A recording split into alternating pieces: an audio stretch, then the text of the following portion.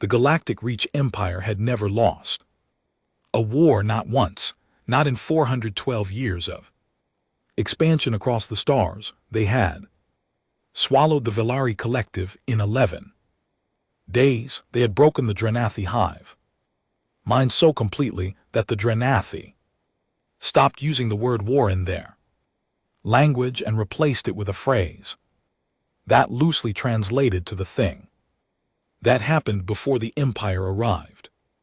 They had absorbed 63 civilizations, 17 of which had been considered military powers by galactic standards, and not one of them had made the Empire bleed in any way that mattered. The Empire did not fight wars, it ended them. This was the thought sitting comfortably in the mind of High Commander Vale Dross, as his fleet dropped out of faster than light travel at the edge of an unremarkable yellow star system on the outer edge of the Orion Arm. He stood the observation deck of the dreadnought Absolute Dominion and looked at the pale blue dot hanging in the black, and he felt nothing in particular, just the quiet, familiar satisfaction of a man who had done this many times before and expected to do it many times again.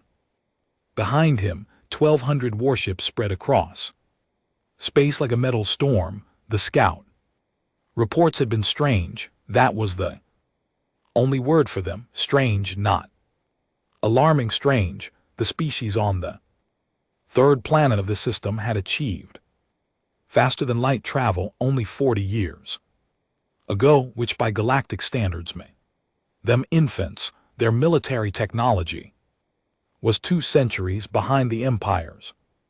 Their population, while large, was concentrated on a single home world and a handful of colonies.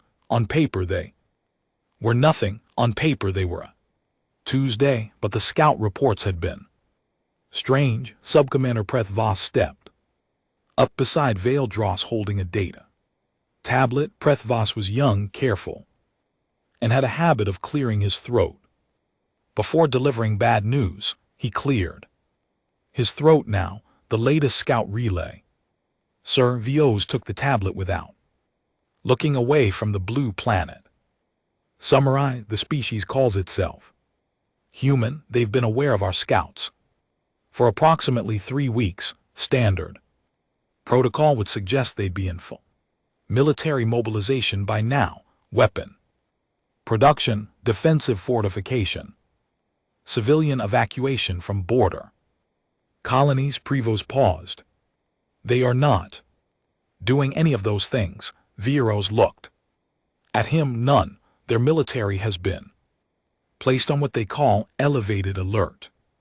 Their political leaders have been meeting regularly, but the civilian population appears to be. Prethos looked at his tablet like it had personally offended him, going about their normal lives. Sir Voss turned back to the window. They don't know we're here. They no, sir. We confirmed they detected our scouts. Their news broadcasts have been discussing it openly. They've been calling it a significant moment in human history. There have been public debates, opinion columns, something called a podcast. He paused again. One of their major information networks ran a poll asking civilians whether they thought the Empire was a threat. 41% said yes. 37% said they weren't sure. 22% said they were more worried about something called a midterm election. The observation deck was quiet for a moment. What, said Vedros, is a midterm election? A political process, sir, internal to their governance structure. As far as our translators can determine, it is a method by which they select representatives. It occurs on a fixed schedule regardless of external circumstances. They are scheduling a political event while a 1,200 ship fleet moves toward their system. Yes, sir, the election is in 6 weeks. there appears to be significant public interest. Vale. Draw set the tablet down on the railing. In front of him, he pressed 2 of his 6 fingers against the bridge of his nose and breathed slowly. He had faced panicking civilizations. He had faced brave ones. He had faced species that threw every warship they owned at him in suicidal charges, and species that immediately surrendered without a shot, and species that tried to negotiate with gifts and tribute. In 400 years of imperial history, the playbook covered every response. It did not cover this. Send the standard broadcast, he said.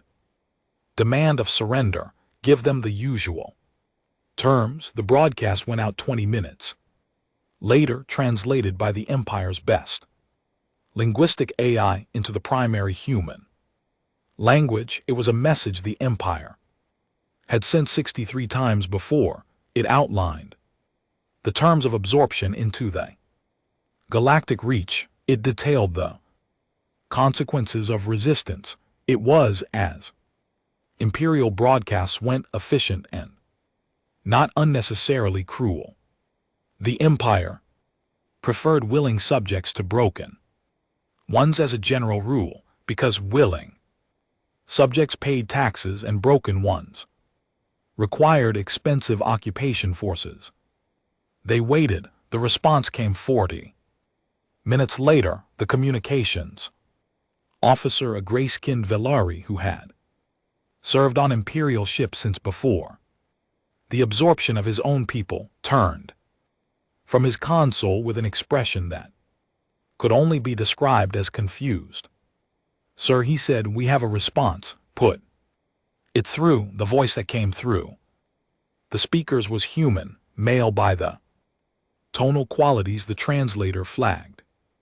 It was a relaxed voice. Valdros had heard thousands of alien voices respond to imperial surrender demands. He had heard fear, defiance, formality, desperation.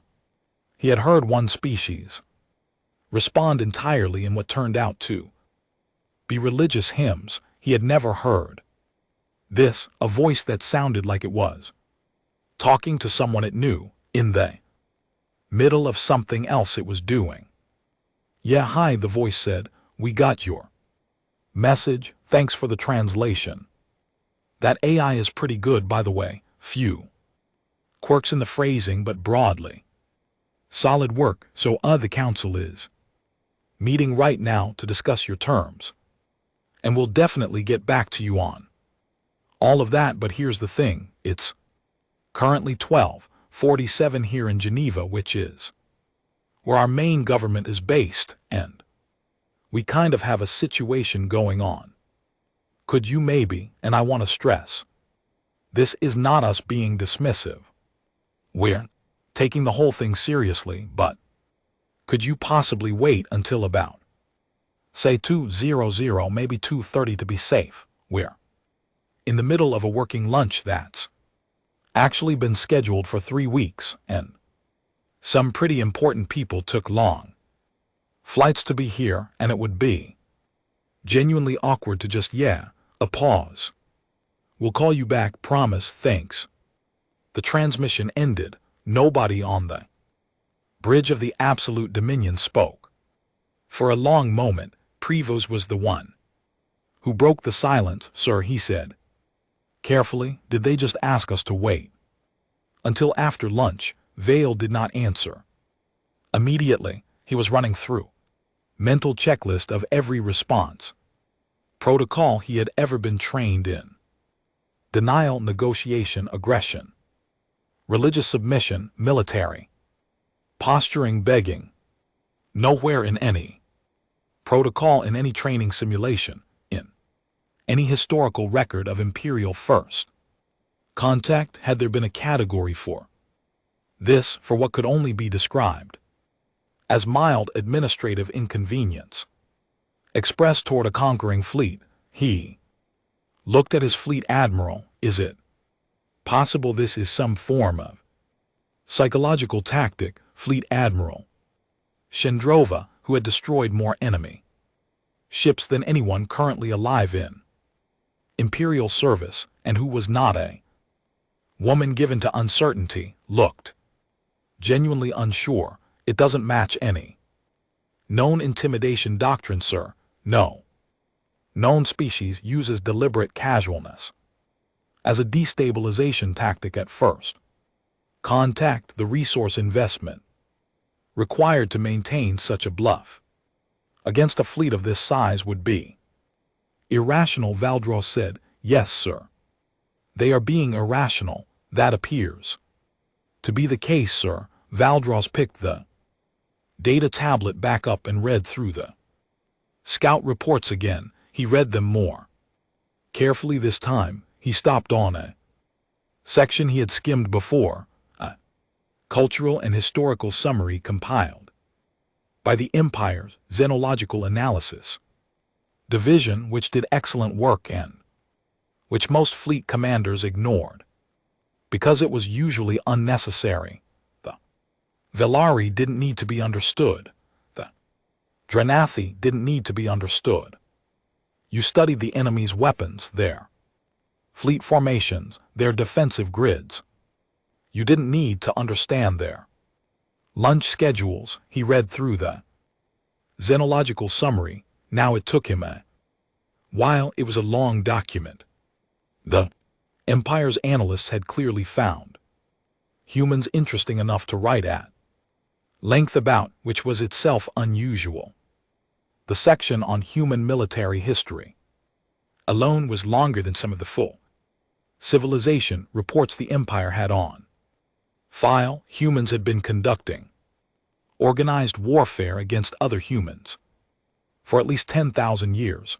10,000 years of war fought without access to alien technology, without faster-than-light weapons, without the tools that made modern galactic conflict efficient and decisive. 10,000 years of war fought with metal and fire, and in earlier periods with shaped stone. They had fought each other with shaped stone deliberately for centuries. There was a section on something called the Second World War, which the analysts had flagged as a notable example of human military capacity. The conflict had involved a significant portion of the entire human species. It had lasted 6 years. The casualty figures were listed in tens of millions. Valdros read them twice because he thought the translation must be wrong. It was not wrong. He found a smaller section buried near the end titled Notable Behavioral Observations. One entry read, humans appear to have a significantly higher threshold for physical and psychological stress than comparative galactic species. Preliminary modeling suggests this may be a result of evolutionary pressures on their home world, which hosts an unusually high density of apex predators relative to the cognitive development level of its dominant species. In simple terms, humans evolved in an environment that was actively trying to kill them, and they won. The next entry read, human soldiers in historical conflicts have been documented eating meals, telling jokes, and engaging in recreational activities in close proximity to active combat. Zoned cultural analysis suggests this is not a sign of low threat assessment, but rather a coping mechanism for high stress environments so normalized that it no longer registers as unusual behavior.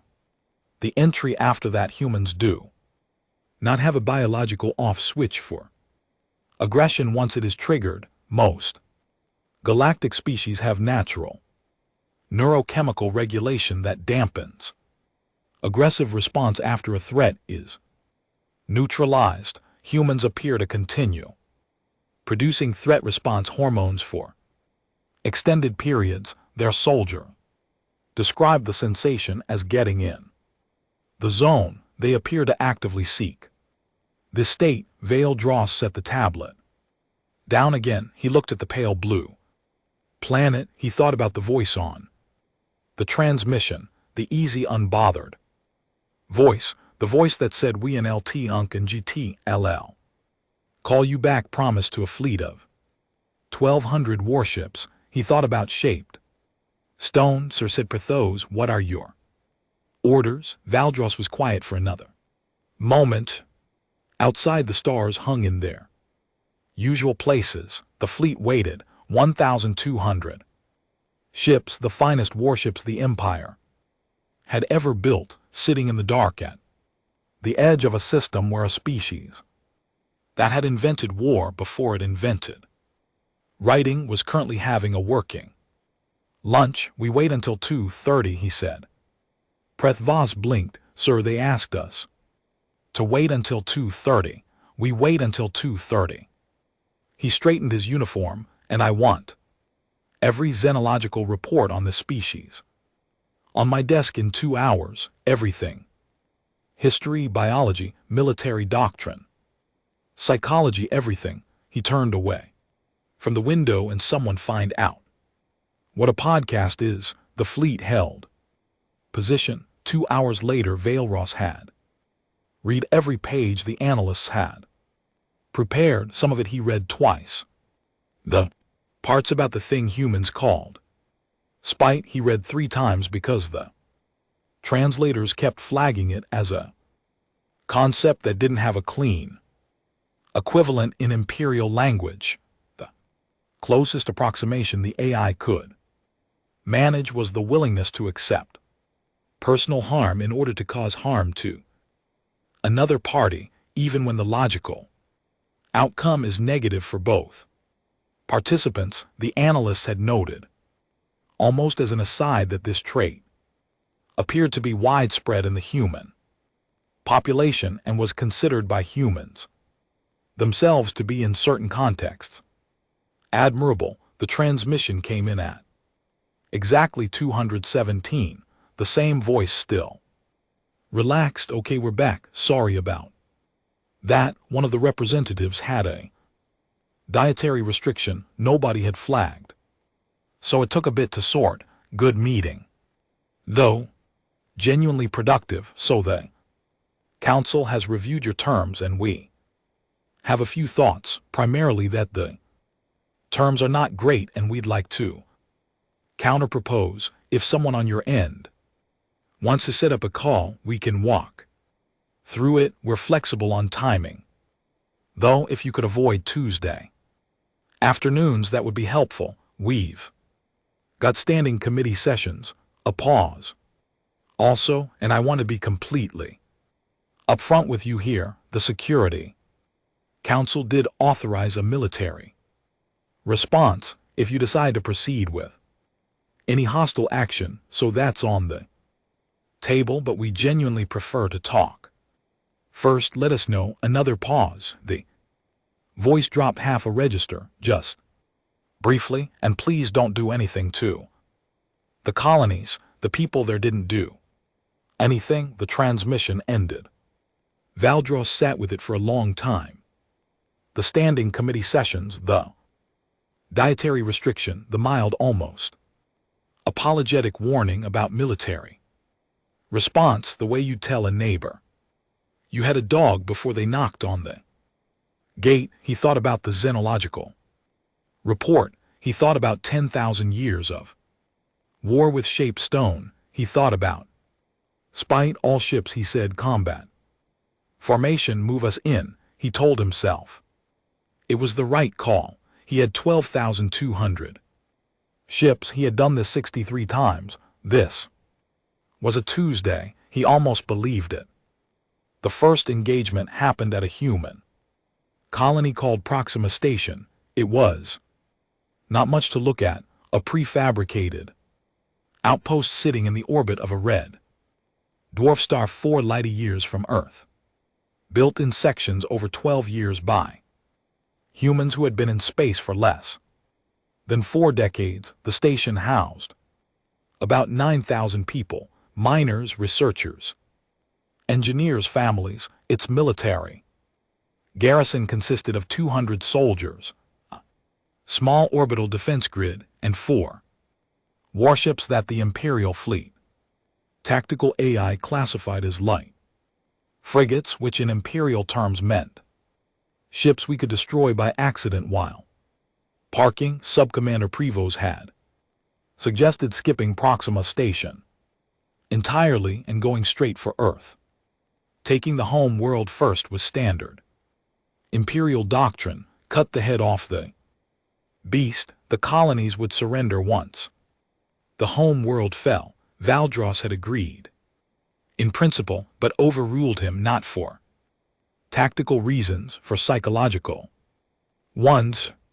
He wanted to see what humans did when they were outmatched. He wanted a data point before he committed the full fleet to the main engagement. Something in those xenological reports had been sitting in the back of his mind like a splinter, too small to see clearly, too irritating to ignore. So he sent 40 ships to Proxima Station, 40 to 4, 10 to 1 odds, not counting the station's fixed defenses, which his tactical AI estimated would be neutralized in the first exchange. He watched the engagement from the absolute dominions battle bridge 40 light minutes away via relay. The first thing that happened was that the Imperial fleet dropped out of faster-than-light travel and immediately sent the standard demand for immediate surrender. This was protocol. Give them the choice, let them stand down. It saved ammunition and reduced the administrative burden of occupation. The human garrison commander's response came back in 11 seconds. Not a surrender, a voice different from the one in Geneva. This one female, and the tone had something in it that the linguistic AI flagged as elevated aggression markers. Possible humor, context unclear. She said, 40 ships, huh? You guys must be really worried about us. A sound followed that the AI identified as laughter. Standby. Preth Voss, watching on the relay beside Valdros, said quietly, stand by for what? Nobody on the bridge answered him. They watched the 4 human frigates moved. They did not move in formation. They did not move in any configuration that the Imperial tactical AI recognized or could immediately categorize. They moved in something that looked at first like pure chaos, each ship diverging in a completely different direction, spreading away from the station at maximum speed, going in 4 completely different vectors like startled animals. The tactical AI ran projections and concluded they were attempting to flee the engagement zone, which was the only logical interpretation. The Imperial fleet split to intercept, which was textbook. You didn't let enemy ships escape to report back and regroup. Standard procedure: 2 ships to each human frigate, neutrals them cleanly, then come back and deal with the station. They were 2 minutes into the pursuit when the first Imperial ship went dark, then the second, then 3 more almost simultaneously.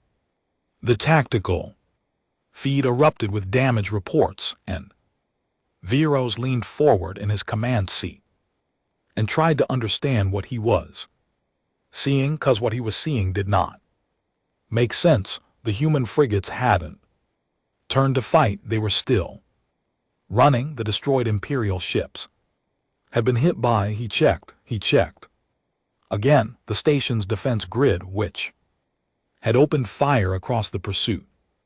Vectors at angles that should have been impossible without hitting the fleeing human ships. The humans had run in exactly the directions that would pull the Imperial ships into the stations. Firing lines, not chaos, not panic. The AI had called it an escape pattern. Because it looked like one, it was not an escape pattern. It was a kill box. They planned that, Prithos said.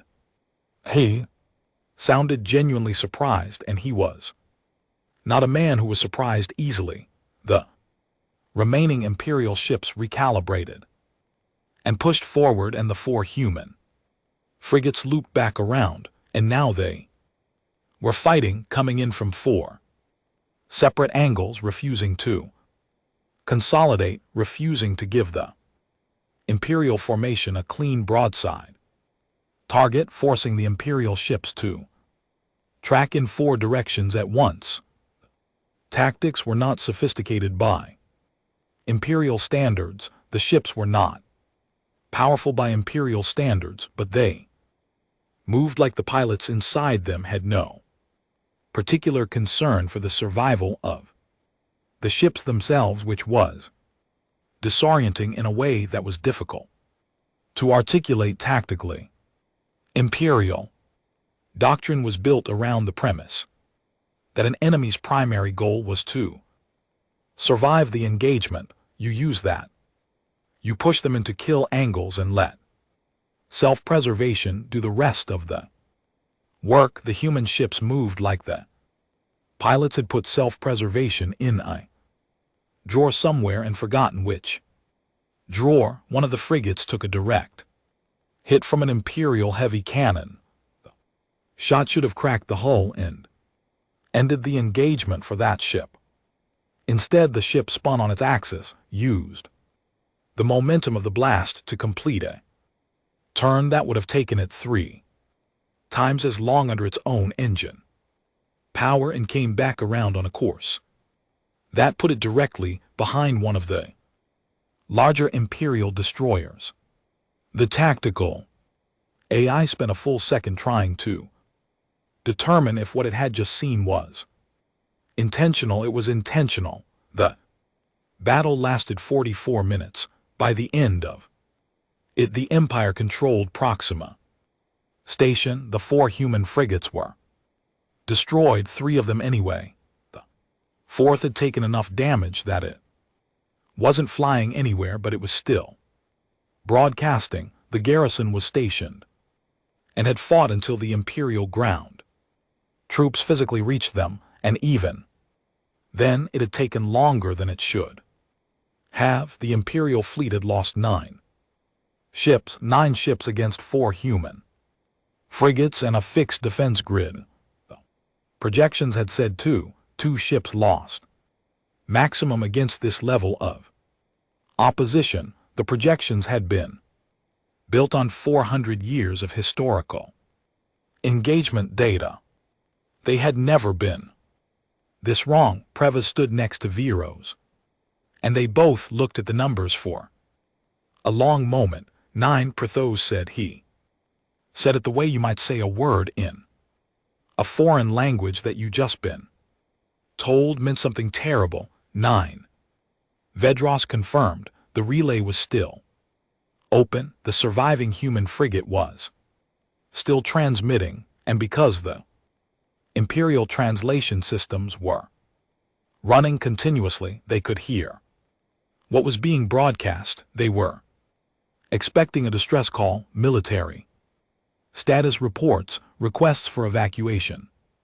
What they heard for the first 30 seconds was music, loud music, some kind of percussion-heavy composition with what sounded like multiple human voices singing in unison. And the translation AI could only capture fragments of the lyrics, but what it got included the phrases, "We're not going to take it, and we've got the right to choose, and we ain't going to live forever, honey." Then a human voice, male, came on top of the music. He was breathing harder than normal, but his voice was level. "Station, this is Lieutenant Commander Rask on the Persephone. We're not going anywhere under our own power, but guns are still up, just so they know." Pause. "Also, can someone tell Medic Chen she was right about the approach angle on that last run? I'm going to be annoyed about that forever. She can have the win." Then impossibly the sound of laughter, multiple people in the Background. Then a different voice, higher pitched, clearly younger, said, "Hey sir, are we in trouble?" And Raz's voice came back easy and warm, "Nah. We're fine, they're the ones who should be worried." Valros sat with that for a long time, his tactical staff prepared the after-action report while he sat. They were careful, thorough people, and their report was detailed. It noted the killbox maneuver, the deliberate use of ballistic momentum in combat, the unconventional split vector engagement pattern. It classified the garrison commander tactics as improvised but effective. It noted the anomalous resilience of the human crew under sustained fire. In the section on psychological assessment, one of his junior analysts, a young officer named Dre Ivos, who was probably going to go far, had written a small note. Human crew members on the surviving vessel were observed singing and exchanging humor during and after active combat. This does not match any known coping behavior model. Recommend escalating. Xenological study. Recommend escalating. Xenological study. Veros approved the report and forwarded it up the chain. Then he opened the xenological files. Again, he went back to the section on human emotional response under stress. He read the part about the hormone called adrenaline, a threat response chemical the human body produced which enhanced strength, speed, and pain tolerance. Most species had something equivalent. Most species had neurological systems that suppressed this response after the threat was removed because sustaining it was biologically expensive and damaging. Humans did not reliably suppress it. Humans, according to the xenological report, frequently described the adrenaline state as feeling alive. Some humans deliberately pursued situations that triggered it recreationally. Some humans did this for fun. He read that sentence 3 times. The second engagement happened 4 days later at a colony called the Kepler Ring. Larger installation. Military presence included a full regiment, about 3,000 soldiers, and 12 warships. He sent 80 ships this time too. One odds felt like overkill. That was the point. He wanted clean numbers. The battle lasted 9 hours. He lost 17 ships.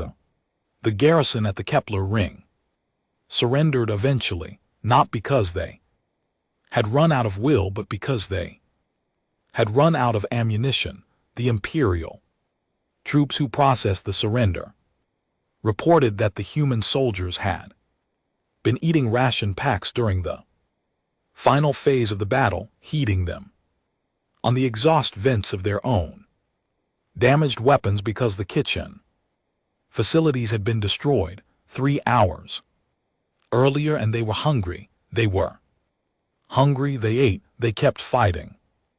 One of the soldiers apparently had complained loudly and at length about the quality of the ration packs while simultaneously holding a defensive position against an Imperial advance. Her fellow soldiers had told her to shut up about it. She had continued complaining. She had also continued fighting. The Imperial officer who had processed the surrender included this detail in his report because he genuinely did not know what to do with it and felt that someone above his rank should make the determination. Valdros read the report on the bridge of the Absolute Dominion and stared at it for a very long time. 17 ships from 12 in a ground garrison with supply limitations. Preth Voss was standing at his shoulder. "Sir," he said in the careful voice he used when he was about to say something he thought might not land well.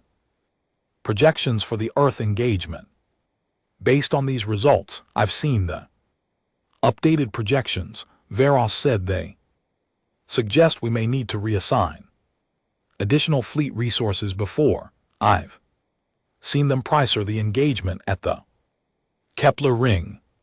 The surrender processing officer noted that the human soldiers in the final phase, when they knew they were out of ammunition and the position was lost, one of them asked an Imperial trooper if we had any snacks.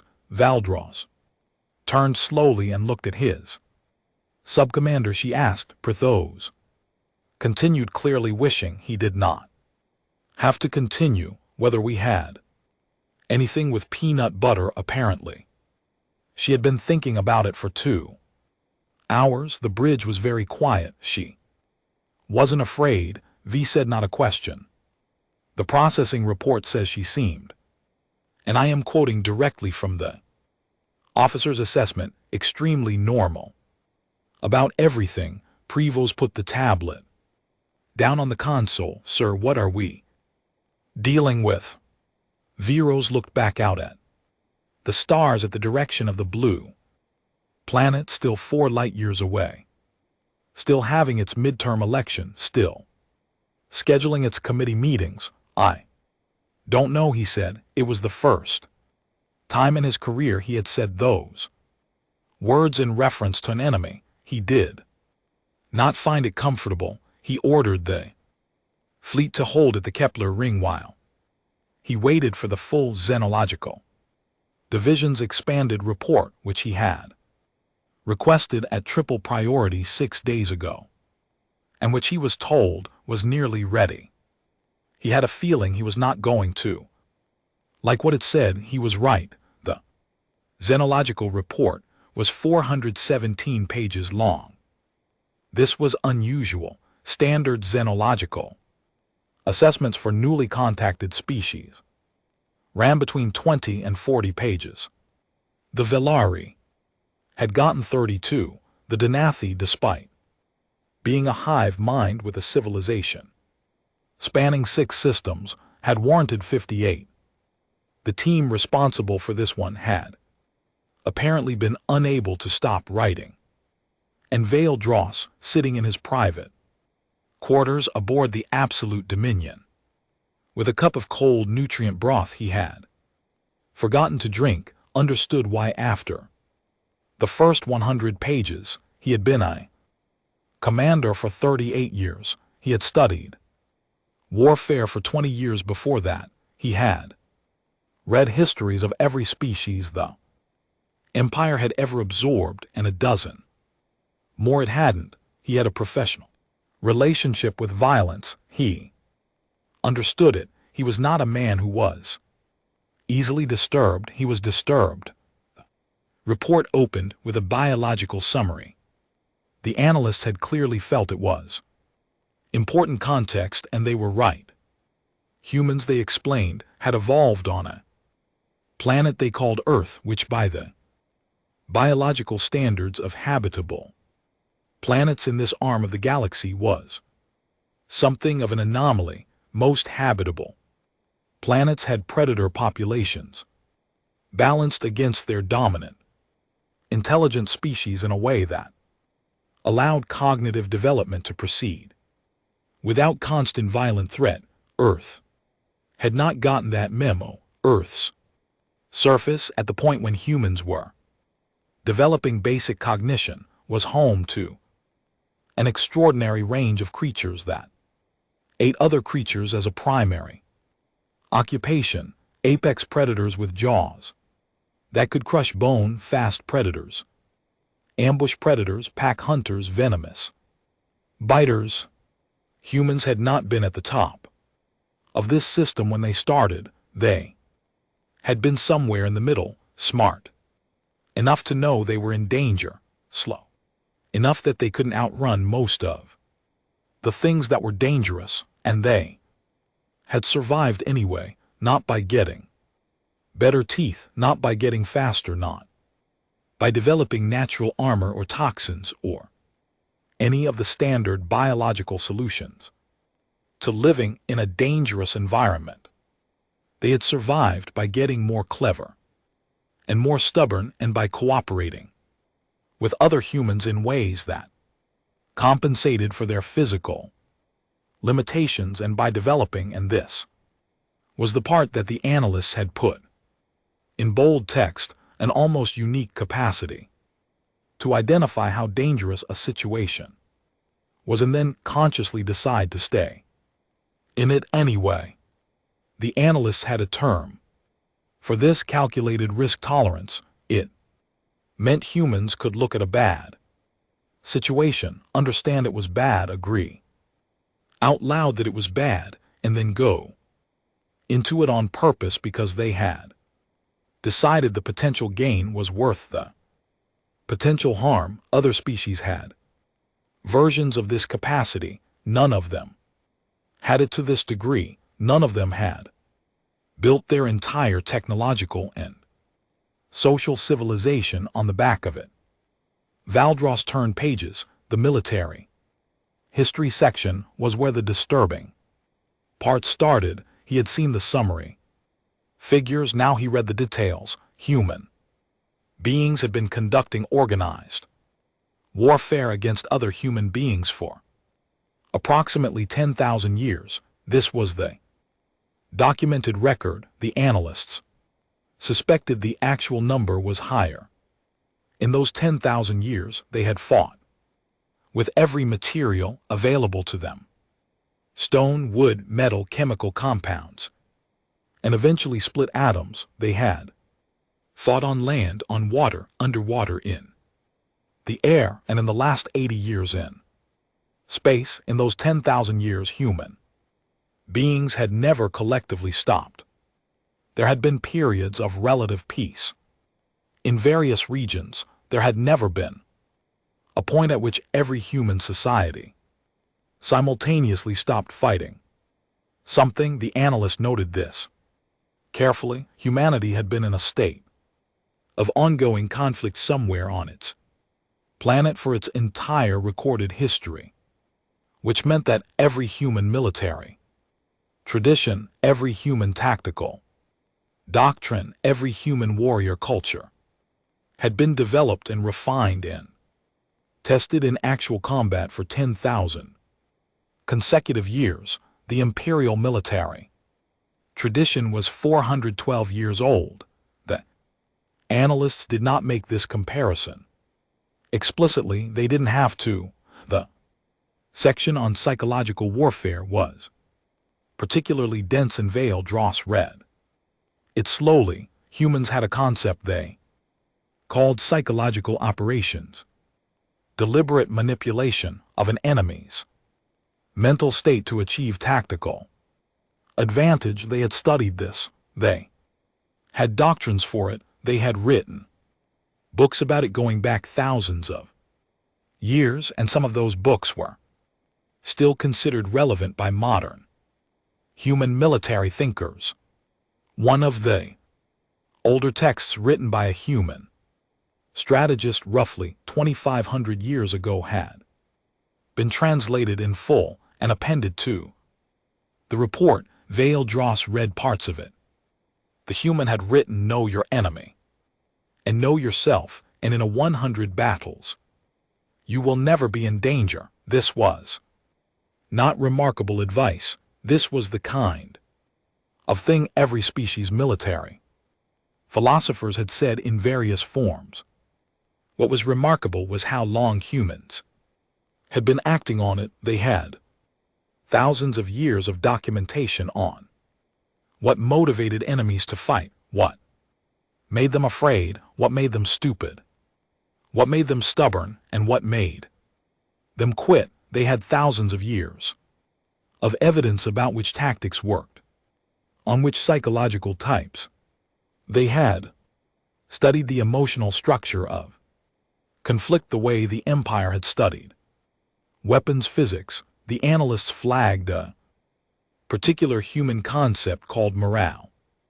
This was the measurement of a fighting force's willingness to continue fighting. Most species militaries track something equivalent. Combat effectiveness declined as casualties rose, and as the situation became more hopeless, standard doctrine, you hit an enemy hard enough and their morale collapsed and they stopped. Human military history suggested this worked on humans too usually, but human military history also suggested that under certain conditions increasing pressure on human forces did not collapse their morale, it hardened it. The analyst had a name for this borrowed from the humans themselves. The C mentality, humans who were outnumbered, outgunned, and under sustained attack did not reliably become more willing to surrender as the situation worsened. Significant portion of them became more angry, more determined, more creative.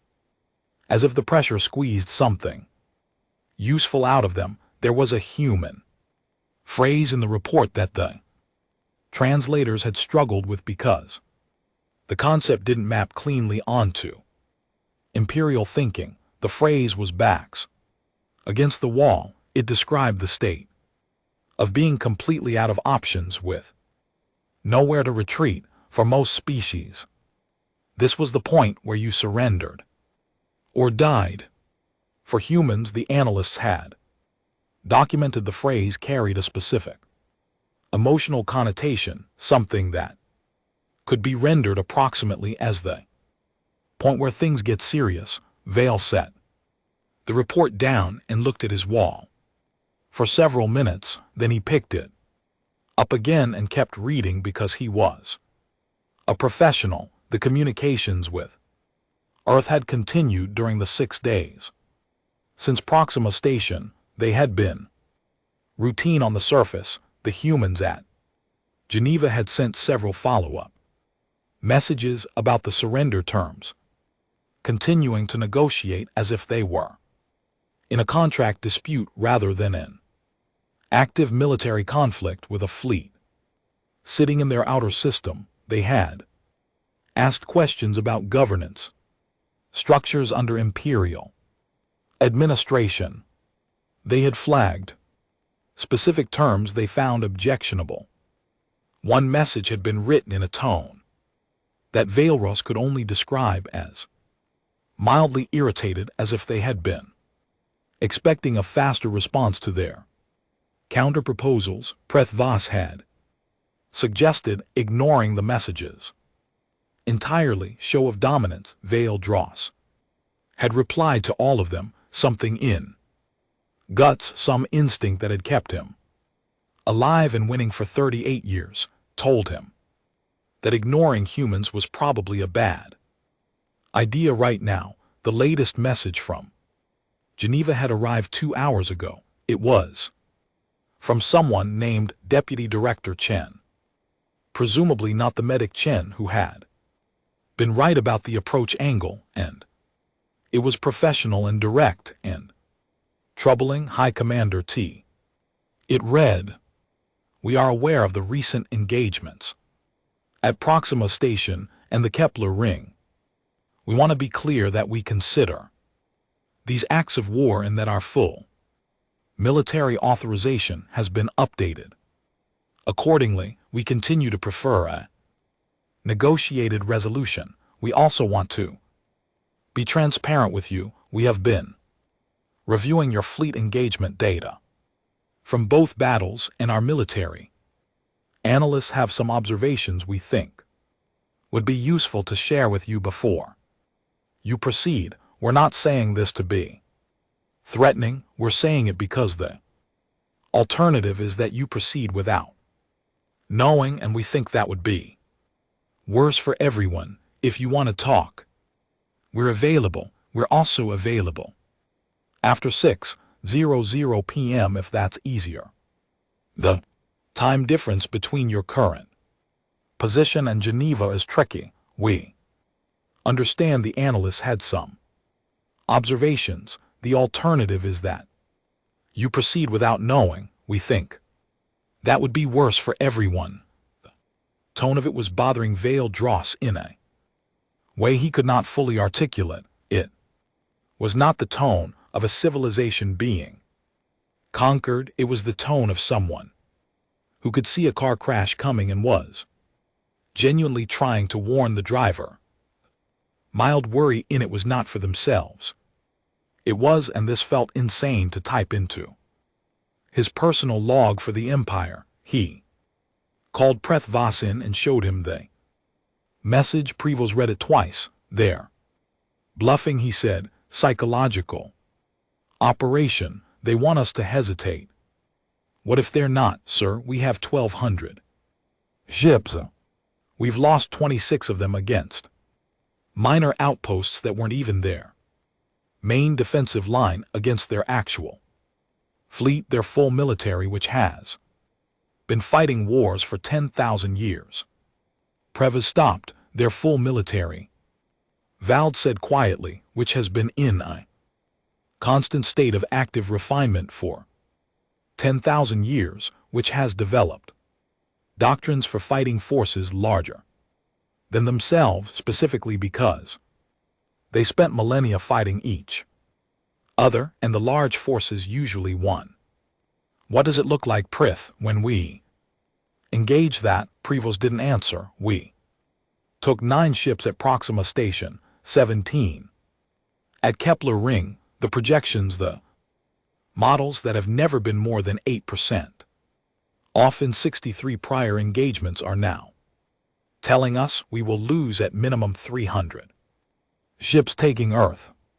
Vale Dross let that number sit. 300 against the final defensive line of a species that got more dangerous at Kepler Ring. When we increase the pressure, the models could still be wrong. Prethos said he didn't sound like he believed it. They are probably wrong. Valdros said the question is in which direction. There was a long silence on the bridge. Then Vale said, reply to Deputy Director Chen, tell her we'll speak after 6 p.m. Prevost opened his mouth. It's a conversation, Preth, not a surrender. We're not capitulating to a scheduling request. We're gathering intelligence. He turned back to the window. There. Analysts have observations. I want to hear them. The call happened at 1900 hours, measured by Geneva's time zone. Chen was a human woman in her 50s, with a face that was calm in the way that faces get calm after years of practice at it. She had 2 people beside her who were introduced as military advisors. One of them, a man named General Hammond, was eating something from a small container. While the call started, he caught the translation relay's visual and set it down with a polished lack of embarrassment of a man who had done exactly this in many high-level meetings before. Commander Chen said, thank you for making the time, Deputy Director. Vale Ross said, your message suggested your analysts had observations. They do. She nodded at Hammond, who picked up a tablet, not his food, and looked at it. We've analyzed your fleet tactical patterns from both engagements. We want to be honest with you. Your ships are very good. Your commanders are well trained. Your doctrines are sophisticated. We're not being dismissive of any of that. Hammond leaned forward slightly. His voice was unhurried. The problem is your doctrine is optimized for an enemy that wants to survive the engagement. Your ships are brilliant at creating situations. The rational move for the opponent is to retreat or surrender. You use superior numbers to close off options. It works. It's been working for 400 years against, and I mean this respectfully, species that respond rationally to being outmatched. He paused. We don't, he said. Chen picked up from there. When you took Proxima Station and the Kepler Ring, our people did not experience those as defeats. They experienced them as evidence that the tactics we have been developing for the last 40 years specifically in anticipation of a conflict with a superior galactic force. Our working, we lost those positions. We did not lose our assessment of the situation. She folded her hands on the table. Hi, Commander, I want to ask you a direct question. In 63 prior engagements, how often have you fought an enemy that was genuinely not afraid of you? Vale Draw said nothing. Our people, Chen said, are afraid. I want to be honest about that, but we have a long history of doing the things we're afraid of anyway. That history is relevant to any projection you're running about the Earth engagement. She paused. And we haven't used our full assets yet. What assets? Hammond smiled. It was a small, tired smile, not threatening, which somehow made it more unsettling. Ones we built because we've known for about 40 years that something like you was probably out there. We didn't know when. We've been getting ready anyway. He picked up his food container again, considered it, put it back down. We'd like to not use them. That's the honest truth. Using them will be bad for everyone, including us, possibly, especially us. He shrugged. That's not really the point for us, though. I want you to understand that the outcome for us is not the primary calculation. We've been at this long enough that we know what we're willing to do. The call ended 20 minutes later without any resolutions. Terms were discussed and not agreed upon. Lines were drawn that both sides knew were not final, but Vale Draw sat for a long time afterward in the quiet of his quarters, looking at the report, thinking about Hammond's smile, the small, tired one, the one that said, "This is unfortunate and we're going to do it anyway." He thought about the garrison soldier asking for peanut butter. He thought about the frigate pilot playing music while the ship burned around him. He thought about 10,000 years. Then he opened a new channel to the Imperial Strategic Command and requested an urgent briefing, not to report progress, to request something he had never requested in 38 years of command: reinforcements and more xenological analysts. He had a feeling he was going to need both. The Imperial Strategic Command sent 2,000 additional ships. They also sent Admiral Thraz. Thrnaz was the most celebrated military mind in the Empire, not the most aggressive. That honor belonged to a fleet admiral who had died in the Dranathi campaign and had a sector named after him. Not the most decorated. That was a title spread across several officers who had served longer than Thraz, but the most celebrated because Thrnaz was the one who had cracked the Sauran Confederacy in 91 days, which stood as the fastest absorption of a multi-system power in Imperial history. She had done it not through brute force, but through a campaign so surgically precise that the sorcerer and political structure had collapsed from the inside before their military fully understood it was happening. She arrived on the absolute Dominion 3 days after the request for reinforcements went through. She was tall, broad-shouldered, with the pale gray-blue coloring of high caste, rich lineage, and eyes that had the unsettling quality of appearing to calculate something whenever they were pointed at you. She shook Vale Ross's hand, accepted a briefing from Preth Voss, and then sat in the command chair for 4 hours, reading every piece of intelligence they had on humanity, without saying a single word. At the end of the 4 hours, she said, "You've been too gentle." Vrose looked at her. "I've lost 26 ships against minor outposts. You've been engaging them at Colony Positions with forces small enough that each engagement feels winnable to their garrisons, small enough that their people can look at the results and say, "We made them bleed." She set the tablet down. "That's morale. You've been feeding their morale. Every ship we lose at a human outpost is a story they tell each other, a proof point, right?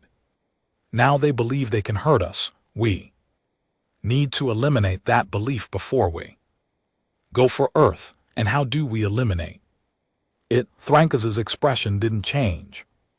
"We stopped going in small enough to bleed." The plan she built over the next 48 hours was, Valdros had to admit, technically elegant.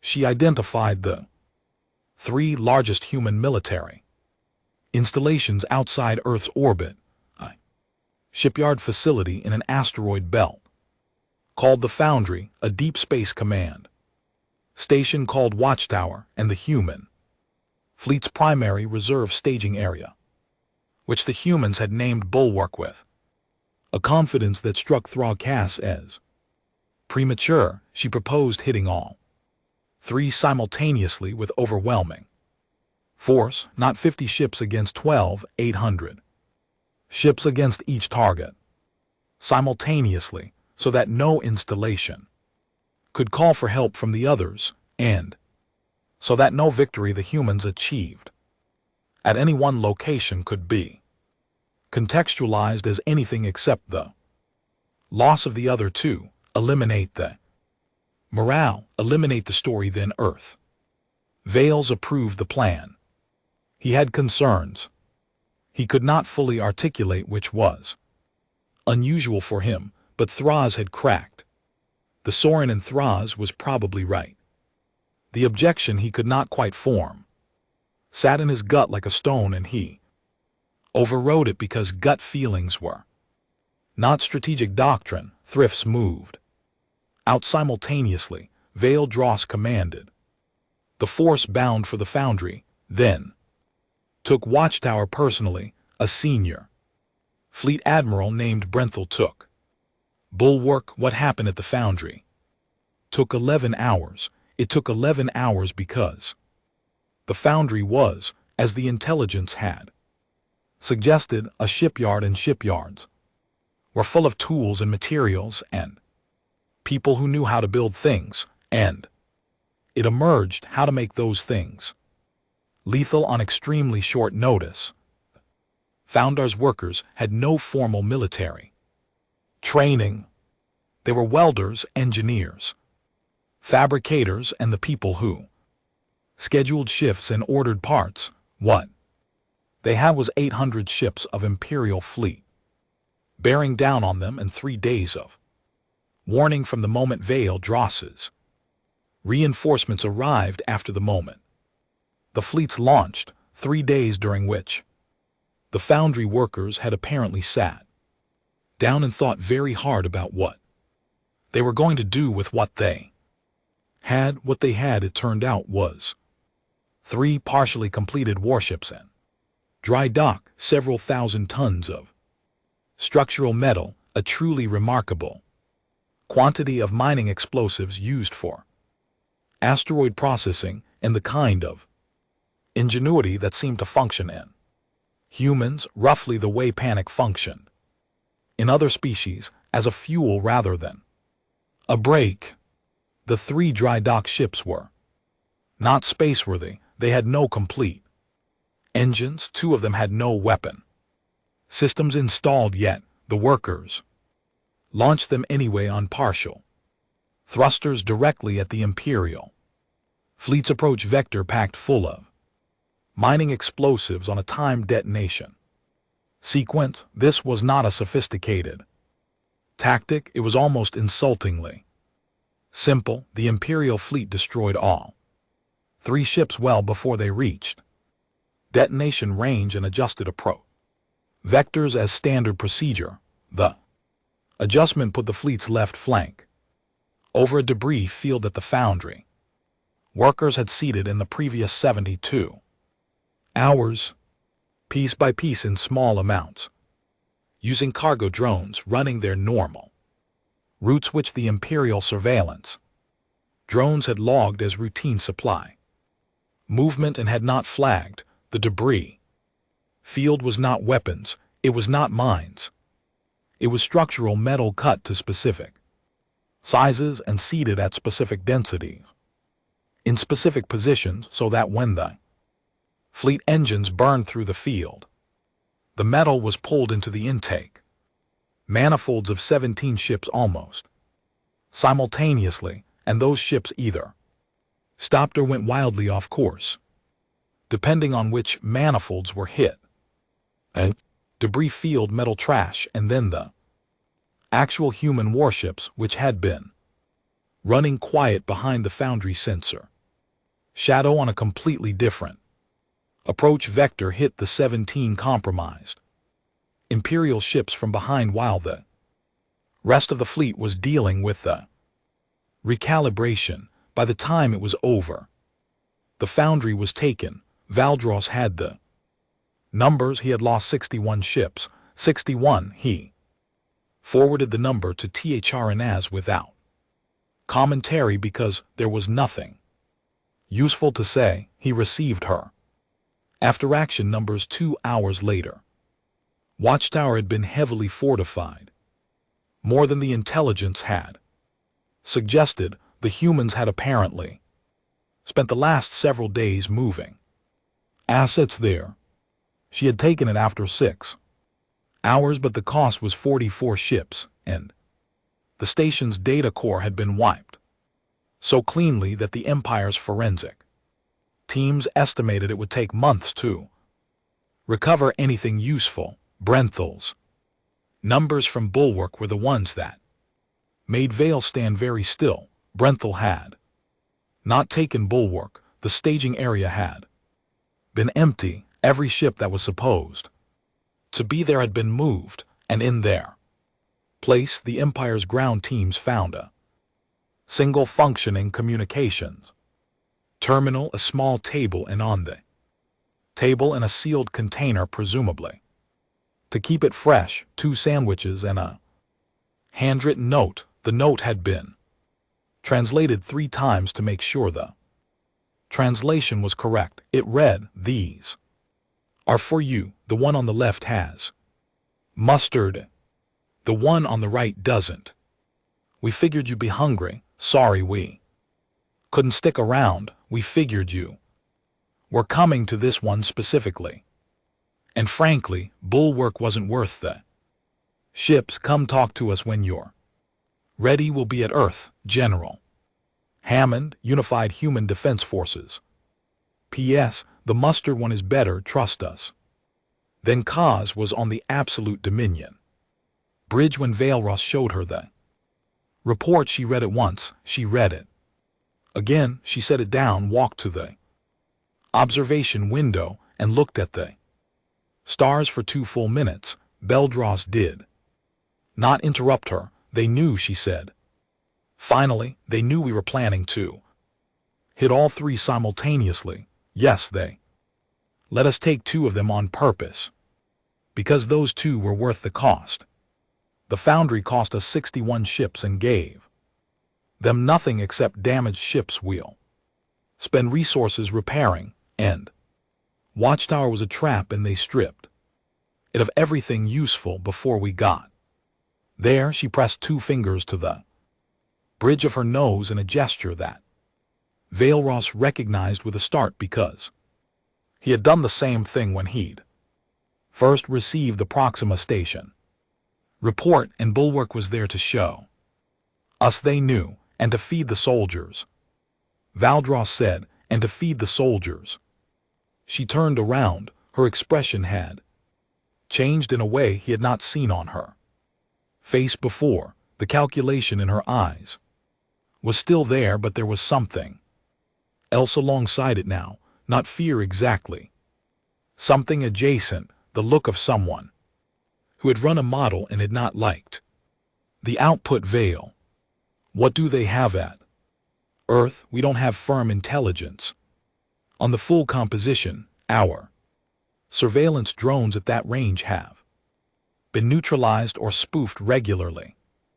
What we know for certain, what do they have? He brought up the projection on the main display. It was by necessity incomplete. What they could confirm, a significant portion of the total human fleet which had grown over the past week as reserve ships they had not previously detected came online at various positions. The fleet's new projected size was, and the analysts had flagged their confidence level as low, which in itself was telling. Somewhere between 400 and 600 warships, the Empire had still over 2,500 ships available.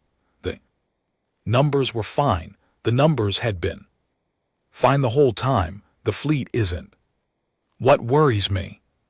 Thank said she was reading the full assessment now. The intelligence picture assembled over the past 2 weeks. It's the 40 years, the 40 years, Deputy Director Chen told you. They had been preparing for 40 years. Hammond confirmed it on the call. They said they had assets we haven't seen. She pulled up the cultural historical section on the display and read a passage out loud. Her voice was flat, clinical, a navigator calling out coordinates. Human history contains numerous documented examples of technologically inferior forces defeating superior forces through unconventional application of available resources, psychological exploitation of enemy doctrine, and in this is I keep returning creative use of the enemy's own assumptions against them. She set the tablet down. We have assumptions, she said. We've had them the whole time. They've been watching how we fight for 2 weeks. They know our doctrine. They know our approach vectors, our formation preferences, our response patterns to irregular tactics. They have 40 years of preparation for this exact type of conflict, and we have walked in using our standard playbook. And they have 2 weeks reading every page of it. The bridge was very quiet. One of the junior tactical officers, the young one Dravos, looked like he had something to say but was not sure he should say it. Valdros looked at him. Speak, Dravos said carefully. Sir, the sandwiches? Yes, they sent sandwiches to the enemy fleet who was coming to destroy them. That's not a military gesture. That's not intimidation, and it's not really humor. It's almost hospitable. Then said, yes, it's hospitable, which means I don't know exactly what it means, but they're comfortable. They're comfortable with this. They're not panicking. They're ready, said Valdros. The word sat there outside. The stars did not move. The fleet sat in position. 2,500 ships, more firepower than any force humanity had ever faced. On paper, the numbers were not complicated. The numbers had never been complicated. Vale Dross thought about the xenological report. He thought about backs against the wall. He thought about how the phrase didn't mean what it should mean. For humans, he thought about 10,000 years of practice. He thought about the garrison soldier asking for peanut butter. He thought about the fact that the humans had known they were coming too. Bulwark had pulled every ship and asset out cleanly and had still taken the time to leave sandwiches. That last detail was bothering him more than any tactical calculation. It was the most human thing that had happened in 2 weeks, and he was starting to understand that the most human things were the most important data points. You could model a fleet action. You could model force composition and weapons ranges and reaction times. You could not, he was now fairly certain, build an accurate model for a species that reacted to Existential threat by making sure the people threatening them had enough to eat. He could not model comfortable. He looked at Thranka's. She was still looking at the display. Her expression was the one he recognized now, the model that had produced an output she didn't like. We're going to Earth, he said. Yes, she said, and we're going in with everything. Yes, he straightened his uniform. He thought about 63 prior engagements. He thought about the sector named after the admiral who had died killing the Dranasi. He thought about 412 years of a record that had never been broken. Get every analyst we have working on their doctrine, he said. I want fresh models that account for irrational behavior at every engagement level. I want contingencies for tactics we cannot currently predict. I want every assumption our fleet operates on examined and flagged. He turned to Preth Voss, and I want someone to tell me what mustard is. Preth Voss blinked.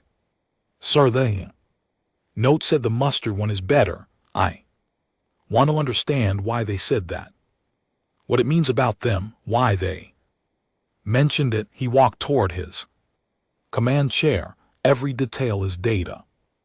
Every single one. He sat down. The fleet waited. The blue planet was 1 light year away now. In his private log that night, Vale Dross wrote a single line. I have fought 63 civilizations, and not one of them has made me feel like the one who should be worried. Then he thought for a moment. Then he wrote, I think I have been the human fleet was waiting for them, not at Earth, not at the moon, not at any of the orbital defense stations that the Imperial intelligence maps had flagged. The human fleet was waiting for them at the outer edge of the system, sitting in open space. And when the 2500 ship Imperial Armada dropped out of faster than light travel, the humans were already there and arranged in a formation that the Imperial Tactical AI spent approximately 4 seconds analyzing before producing a report that could be summarized in plain language. As we have not seen this before, it was not a defensive formation. It was not an offensive formation. It was something the AI classified under a category that technically existed in Imperial tactical doctrine, but that had never been encountered in actual practice. Formation designed to look like a formation, while the actual tactical intent was concealed somewhere that required you to already understand the enemy's thinking to decode. The AI called it an ambiguity array, which was a technical term meaning we know they're doing something, we don't know what. High Commander Valdros looked at it from the observation bridge of the absolute dominion and thought about the sandwiches. Beside him, Admiral Thr Cast was quiet. She had been quiet for most of the transit. She had spent the final approach running models, all of them. New ones, old ones, adapted ones that tried to factor in what 2 weeks of studying human behavior had taught them. The models kept diverging at the point where human response to extreme pressure was supposed to produce predictable behavior, because the predictable behavior wasn't there.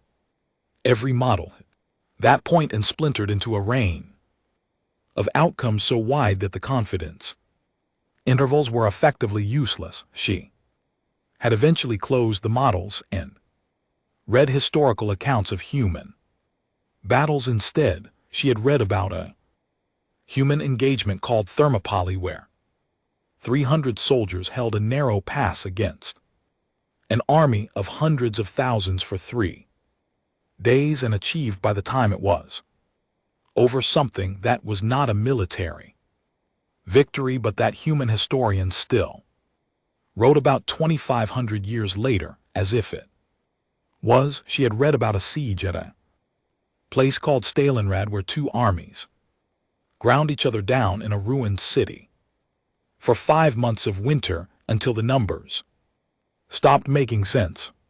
She had read about a small island nation that had stood alone against the largest military power on their planet for a year while the rest of the world waited to see if they had folded, and that had not folded. All of these stories had one thing in common, and none of them were the humans.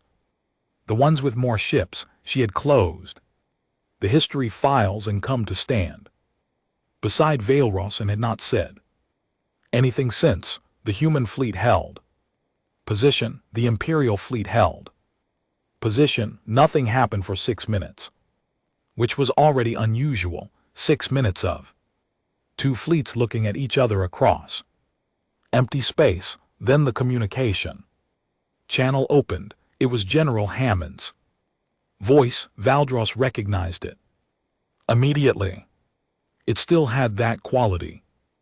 Unhurried, slightly tired, like a man who had been up since early and was on his third drink of something warm and was not inclined to perform urgency for anyone. Commander Hammond said, "Good to finally talk to you directly. I'd say welcome to the neighborhood, but I guess you've been in the neighborhood for a few weeks now, so welcome back." Valdros looked at Thraz, then was looking at the display, not at him. General Valdros said, "You've been waiting for us." "We have. You folks took a bit longer than we expected after Bulwark. Hope the sandwiches were okay. By the way, the mustard was imported. We tried to do right by you. You knew we'd bring everything we hoped you would." "Yeah."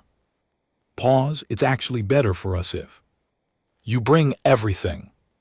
Means you're taking us seriously. A half measure would have been messier for both of us."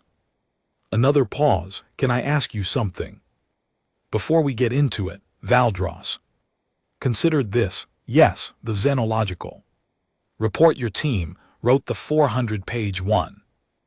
"I'm assuming you wrote one. Did they tell you about Spite?" Valdros was quiet. For a moment they did. The translators had difficulty with the concept. "Yeah. It doesn't translate great. It's hard to explain to someone who hasn't felt it." Hammond's voice shifted slightly. "Not more aggressive, more honest. Here's the thing about us that I think is hard to communicate through an intelligence report. We're not fighting you because we think we can definitely win. Some of us think we can. Some of us aren't sure. Some of us think we probably can't and have decided to fight anyway. All three groups are out here, High Commander, and they are all equally committed to this. And that is the part that your models are going to keep getting wrong, because your models are built on the assumption that the group that thinks they can't win will eventually separate themselves from the groups that think they can. They won't. They never have." He stopped. Then he said more quietly, "We'd really prefer not to fight you. We want you to know that it's not weakness to say that. We're allowed to prefer peace and still be completely ready to not have it. Those two things aren't contradictions for us." Valros looked at the formation on the tactical display, the ambiguity array that the AI couldn't decode.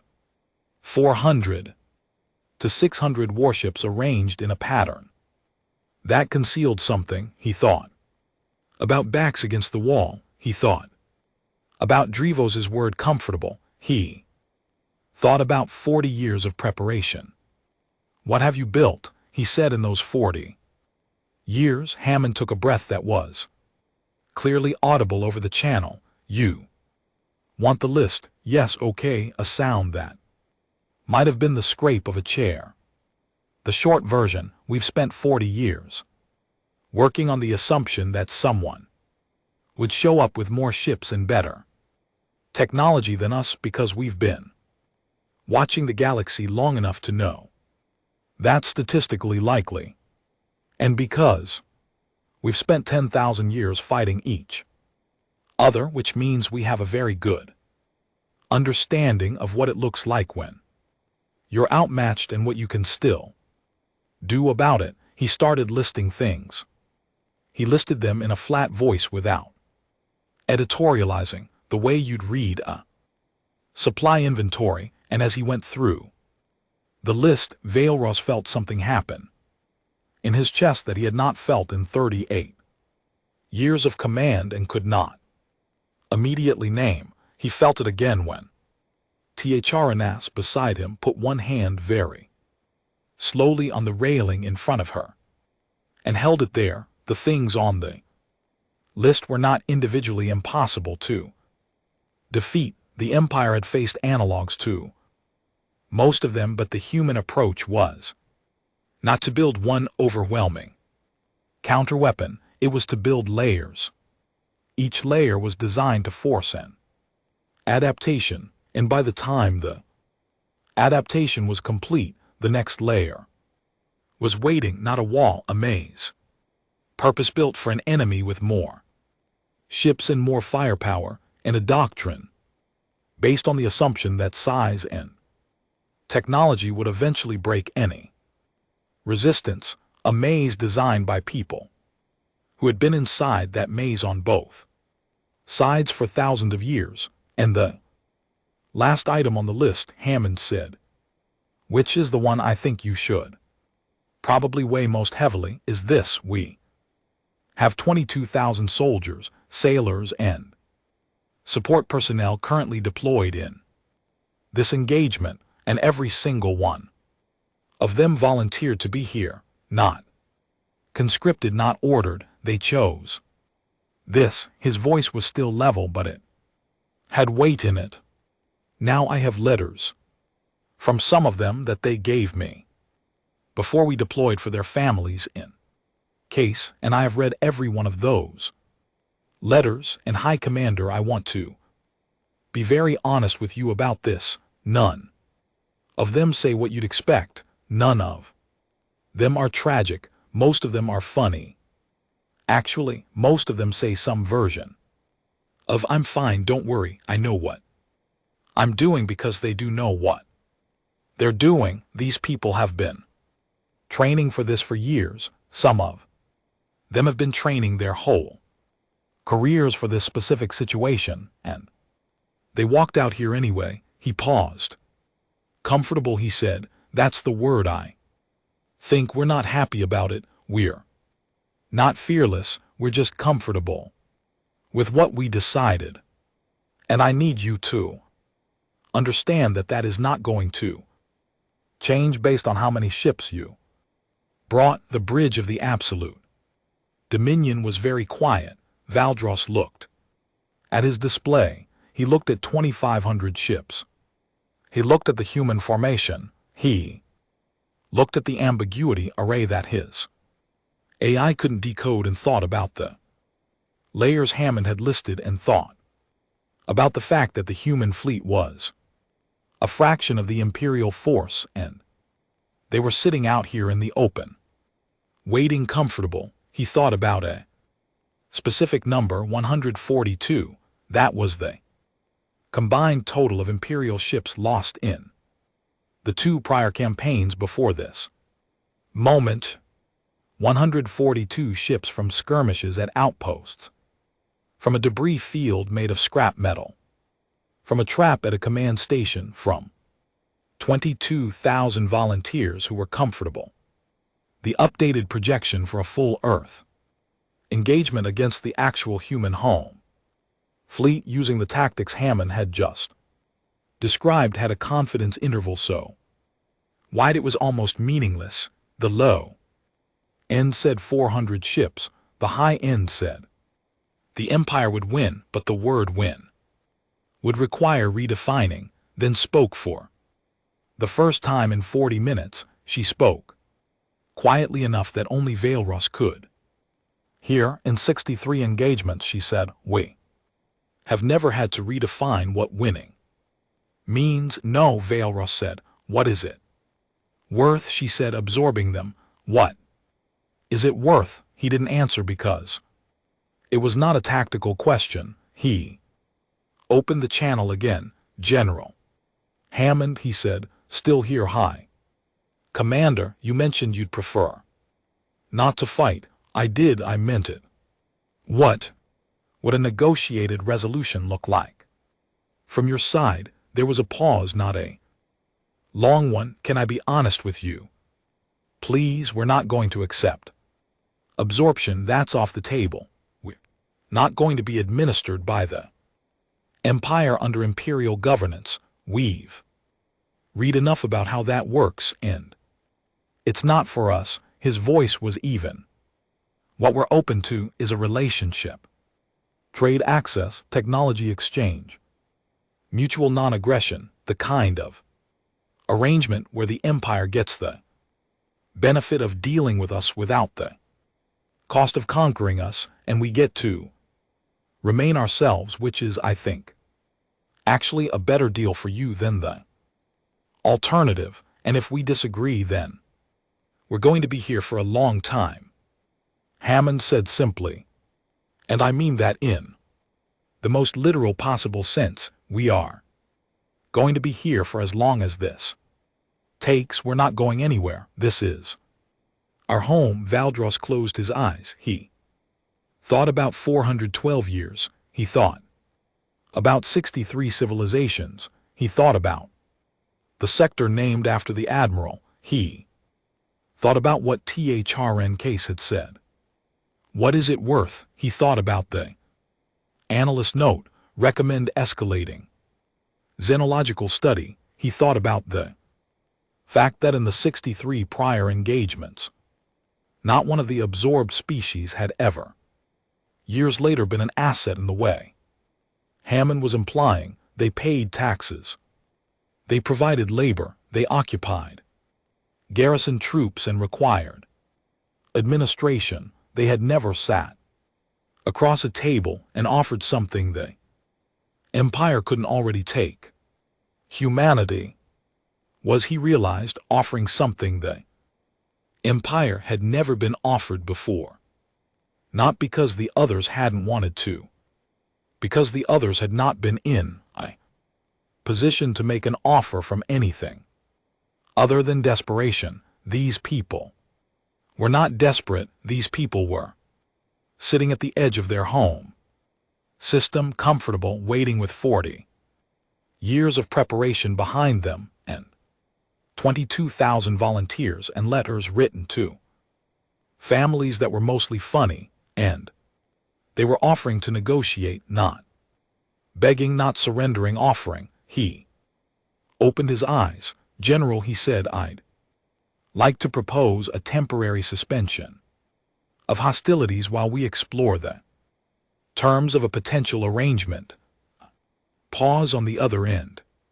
Yeah, Hammond said, and there was something in his voice that sounded incredibly like relief, not the relief of someone who had been afraid, but the relief of someone who had been prepared to do something very hard and was genuinely glad they might not have to. Yeah, I think we can work with that. I'll need to consult with Imperial Command before any formal agreement. Of course, take whatever time you need. A pause. Hi.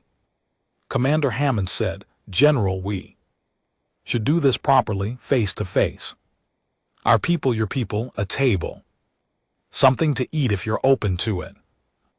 Beat, we can come to your ship if that's easier. We don't want to make this uncomfortable for you. Valdros looked at Thras. She looked back at him. Something passed between them that was not quite a smile and was not quite relief, and was something that would take both of them a while to put a name to. We'll come to Earth, Val said. Good. I'll have someone set up a room. Pause. Allergies, dietary restrictions. I know it sounds like a strange question under the circumstances, but we're going to feed you. That's not optional. It's What we do, it was Prevost standing behind his commander who said it. He said it quietly, almost to himself, not meaning for anyone to hear, but the channel was still open and the translation AI caught it and transmitted it. He said, "They're going to feed us." And Hammond on the other end laughed. Real laugh. The kind that comes out when something is genuinely funny and you're too tired to keep the professional face in place. "Yeah," he said, "we are. It's going to be fine probably. Come on over." The first human imperial negotiations took place 4 days later in a building in Geneva with tall windows that let in too much light around a long table set with more food than the imperial delegation knew what to do with. General Hammond ate throughout.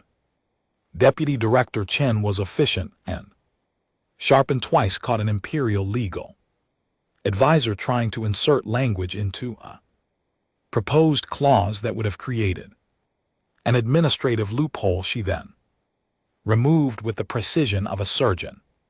Thranka's observing from the side of the room spent most of the first day watching the humans, not the negotiators, the staff, the support people who came in and out with documents and water, and on 2 occasions more food. She watched how they moved around each other, the quick jokes exchanged under the table's official atmosphere, the small familiar touches, a hand on a shoulder, a nod across the room of people who had come through something together and knew it. Comfortable. On the second day she sat down and started negotiating directly, because Thraz had cracked the Sorin Confederacy and had not done it by watching from the side of the room, and because she had decided that whatever outcome came from these negotiations, it was going to be an outcome she had shaped. On the third day during a break, Hammond sat beside Vale Dross on a bench outside the building where the autumn air was cold and clear, and they sat in not quite comfortable but not hostile silence for a while, and Hammond had a cup of something hot that smelled like burnt plants, and he offered some to Vale Dross, and Vale Dross, who had not survived 38 years in imperial service without a talent for reading situations, accepted. It was terrible coffee, Hammond said, watching his face. Acquired taste. It is very strong. Yeah, we've been drinking it for centuries. You get used to it. He looked at this guy. You were really going to come in with everything? Yes, would have been ugly. Yes, Baldro said, it would have. Hammond was quiet for a moment. For what it's worth, I think you made the right call today. The other option was survivable, probably on both ends, but this is better, probably, Valeros said. And Hammond laughed again, and Valeros found with a small surprise that the sound was not unpleasant. The agreement that came out of the 3-day negotiation was a mutual recognition accord. Not absorption, not alliance, but something between them that had not exactly existed before in imperial diplomatic vocabulary, and that both sides agreed would need to be developed further over time, which both sides privately understood was a polite way of saying, this is the beginning, not the end. Trade rights, a joint communications protocol, an agreement that neither party would fire the first shot going forward without a period of mandatory negotiation, the length of which the humans had negotiated from 48 hours to a full week, because Hammond had said this plainly and without embarrassment. A week gives people time to eat and sleep and think, and better decisions come out of that. The Empire's formal record of the engagement would note in official documentation first contact engagement with species designated H40 F-Man 1. Self-designated human Earth Arasian. Species declined absorption mutual. Recognition accord established.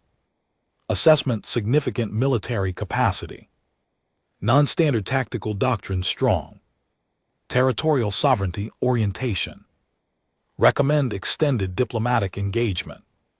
In a personal note appended to his official after-action report, Vedros wrote something that would be quoted at the Imperial War College for the next 100 years, though not in the section they originally intended it for.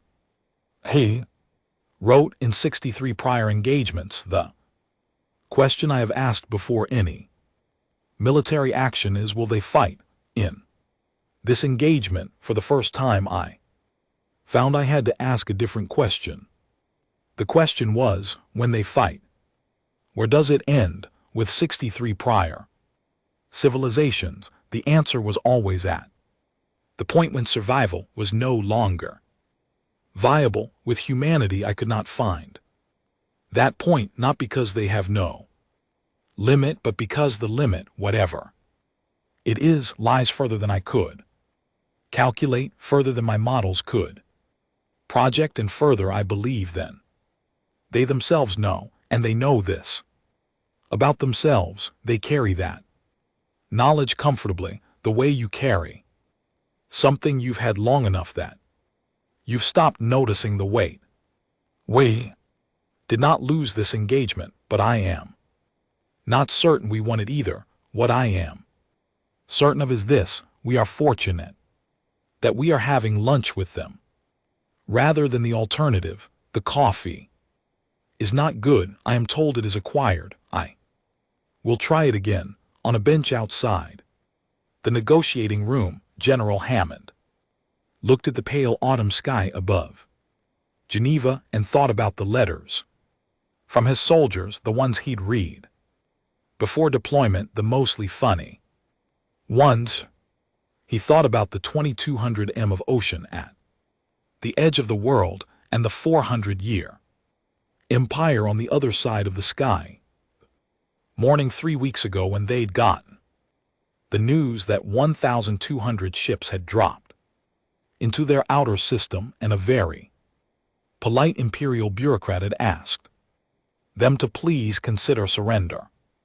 He thought about the lunch that was already scheduled. He thought about how they'd called the Empire back and asked them to wait until 2:30. He thought about how it had been the right call. He looked at his coffee. He drank it. He was already thinking about the next negotiation session, because Hammond was the kind of man who was always already thinking about the next thing, not because he was anxious, but because thinking them about the next thing was the job, and he was good at the job, and good at the job had gotten them here at a table with a 400-year empire, with food and coffee and the autumn air and a piece of paper that said they got to stay themselves. Not a bad Tuesday, he thought, not bad at all.